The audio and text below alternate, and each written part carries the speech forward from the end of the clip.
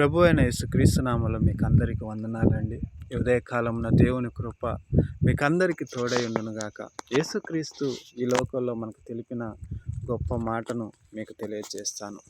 ప్రభువా ప్రభువా అని పిలుచు ప్రతి ఒక్కడు పరలోక రాజ్యంలో ప్రవేశించడు కానీ తండ్రి చిత్తము చేయువాడే ఆయన రాజ్యంలో ప్రవేశిస్తాడు.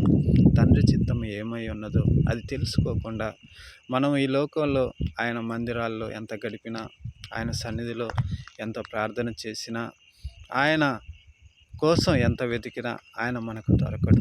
ఆయన రాజ్యం మనకు దొరకదు. ఎందుకంటే తండ్రి చిత్తం ఏమై ఉన్నదో దాన్ని మనం మొదటిగా గ్రహించాలి.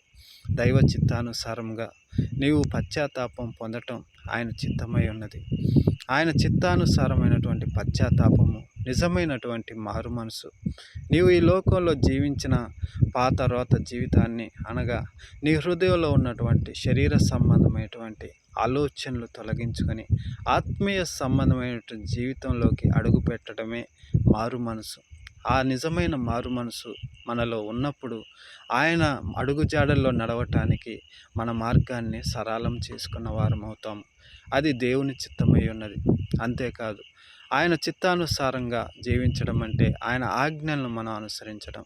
ఆయన ఆజ్ఞలను మనం ఎప్పుడైతే మనం తెలుసుకొని వాటిని అనుసరించే విధానంలో ఆయన ఆత్మను పొందుకుంటామో అప్పుడు దేవుని రాజ్యానికి చేరటానికి మనం బలాన్ని పొందుకుంటాము.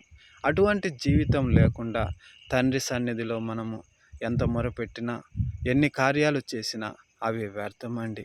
యేసుక్రీస్తు ఈ లోకంలో జీవించిన కాలంలో, ఆయన సువార్త ప్రకటించే సమయంలో ఆయన చుట్టూ కూడా అనేక మంది జన పరివారము నిలిచి ఉండగా, బయట ఆయన తల్లి, ఆయన సోదరులు సోదరీమణులు ఆయన కోసం ఎదురు చూస్తుండగా ఆయన సేవకులు వచ్చి, అయ్యా నీకోసం నీ తల్లి సోదరులు సోదరీమణులు ఎదురు చూస్తున్నారయ్యా అన్నప్పుడు ఆయన తన శిష్యుల వైపు చూసి, ఎవరు నా తల్లి, ఎవరు నా సోదరులు సోదరీమణులు, నా తండ్రి చిత్తం చేయువారే కదా అని పలికాడు.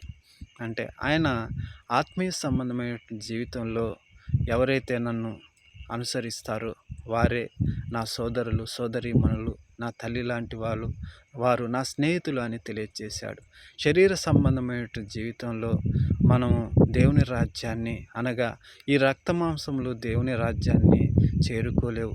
ఎప్పుడైతే మనం నూతనంగా జన్మిస్తామో, ఆయన అడుగుజాడల్లో మనము నడుస్తామో అప్పుడే దేవుని రాజ్యాన్ని చేరుకుంటాము. యేసుక్రీస్తు వారిని శారీరకంగా తిరస్కరించలేదు కానీ ఆత్మీయంగా వారి జీవితాన్ని బట్టి ఆయన మాట్లాడుతున్నాడు. మనం ఈ లోకంలో అక్కడ దేవుడు ఉన్నాడు, ఈ సంఘంలో ఉన్నాడు, ఆ మందిరంలో ఉన్నాడు, మేము ఆ మినిస్ట్రీ తరపున చేస్తున్నాము, ఈ మినిస్ట్రీ తరపున పని చేస్తున్నాము అంటే తండ్రి చిత్తం నీలో లేకుండా నీవు ఎక్కడ చేసినా, ఎక్కడ ప్రార్థన చేసినా, ఎక్కడికి వెళ్ళినా అది వ్యర్థమై ఉన్నది. కాబట్టి తండ్రి చిత్తం మనలో నెరవేర్చబడాలి. అటువంటి తండ్రి చిత్తము మనలో నెరవేర్చబడకుండా పరలోక రాజ్యంలో చేరటం అనేది అసంభవం.